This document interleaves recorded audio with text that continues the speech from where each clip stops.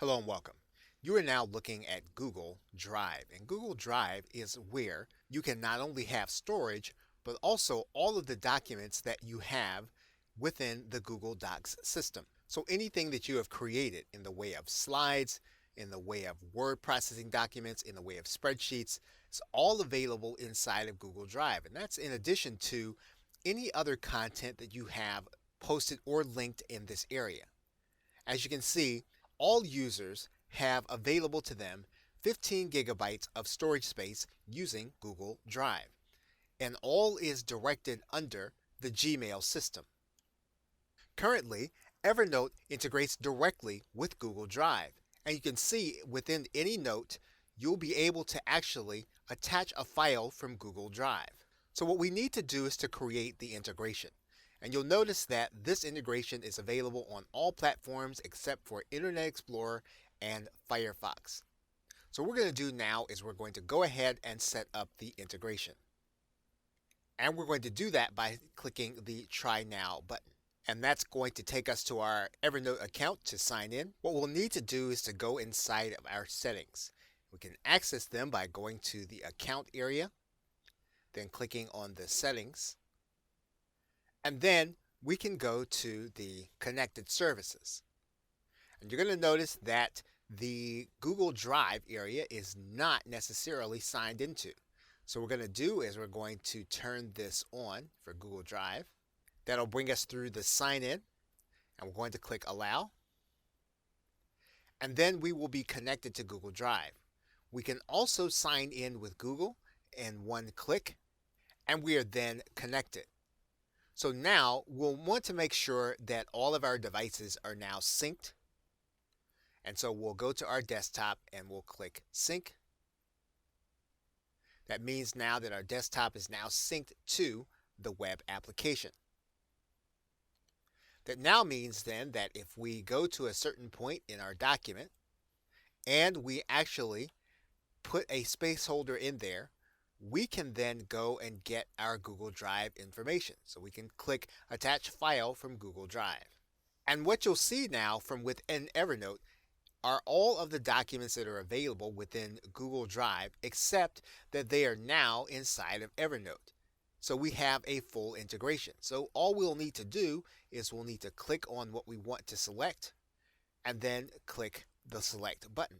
And you'll see now that this Google Drive document has now been linked inside of our notes. Now, just as is the case with all the other content, this content is now searchable within our Evernote. And the same is true in the web app.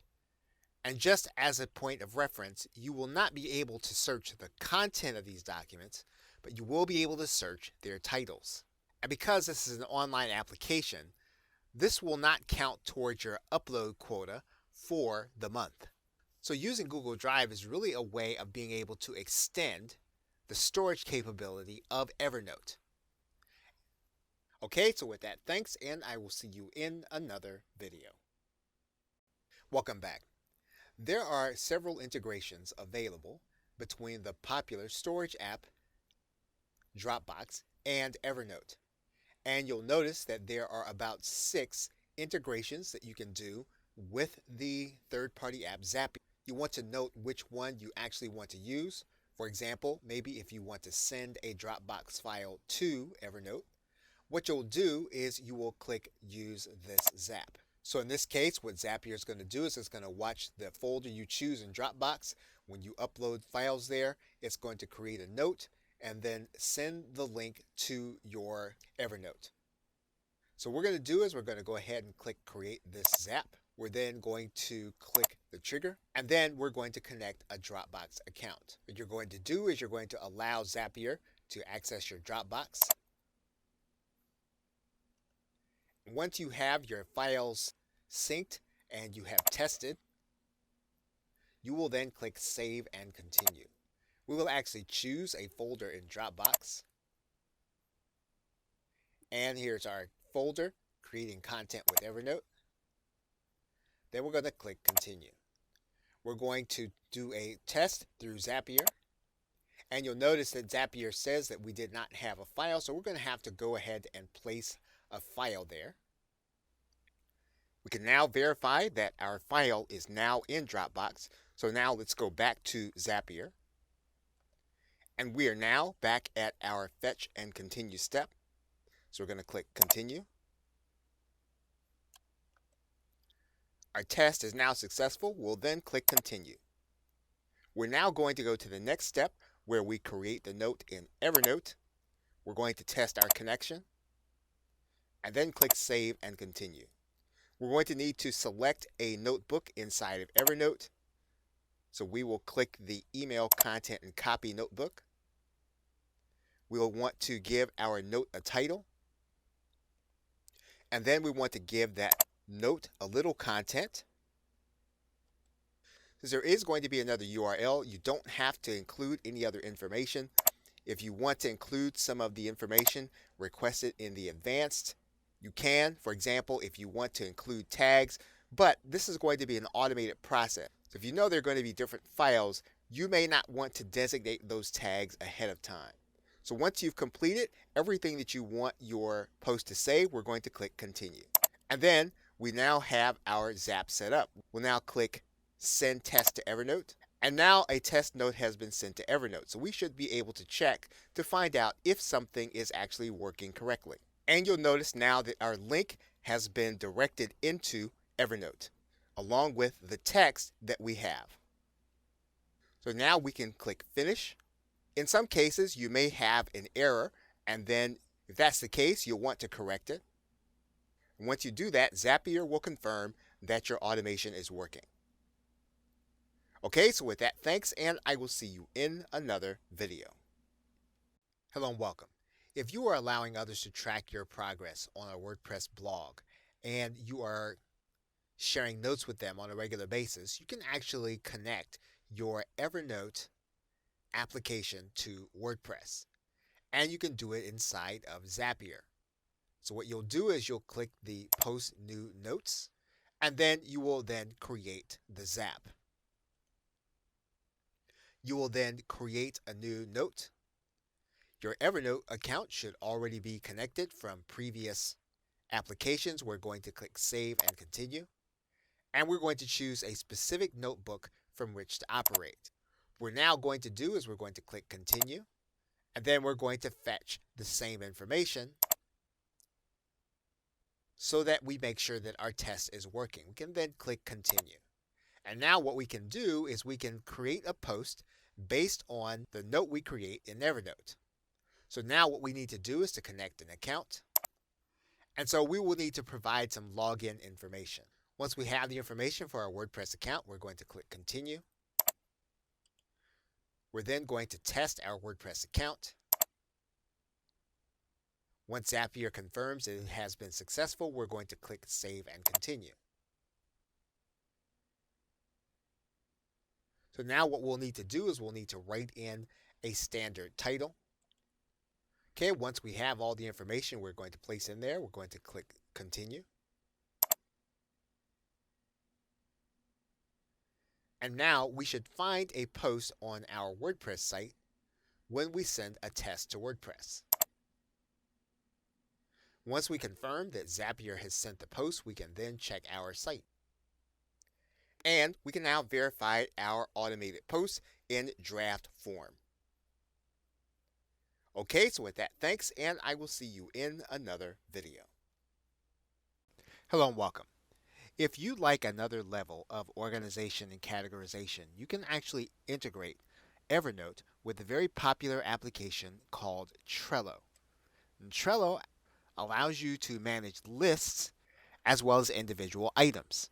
And while Evernote allows you to archive individual items, you can combine the two in an integration in Zapier. Evernote and Trello have about 11 total integrations. And so as soon as you find the integration that best fits, you can start the integration process between the two applications. For example, you can actually have a Trello card created from an Evernote note. You can have that Evernote note created from a specific workbook of your choosing. So let's use this particular Zap to set it up, knowing that you'd use the same process to do any of the other Zaps that you see in the Evernote and Trello integrations. So what we're going to do is we're going to click Use this Zap. Once we do that, we're going to click Create this Zap. We then have our Evernote trigger, and then we're going to select our Evernote account.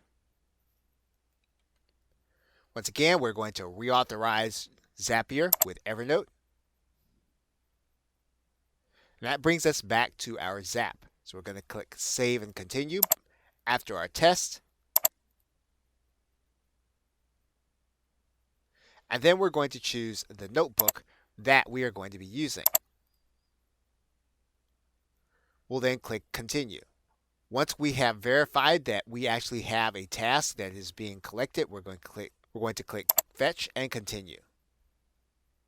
Now what we're going to do is we're going to click Continue. And in order to connect Trello, what we're going to do is to start the process with the Create Card link. Then we are going to connect our Trello account. Trello is going to ask us to let Zapier use our account. We're going to say yes. Then we're going to click Allow. And then our Trello account will then be connected to Zapier. We're going to click Save and Continue. Then we're going to choose a specific Trello board. And we're going to choose the one that we created. We're going to choose a list within that board. And then we're going to click Continue. So now all we need to do is to send a test to Trello. Once we note that Zapier has sent the card, we can then check our Trello account. And we can see that our note is inside of Trello.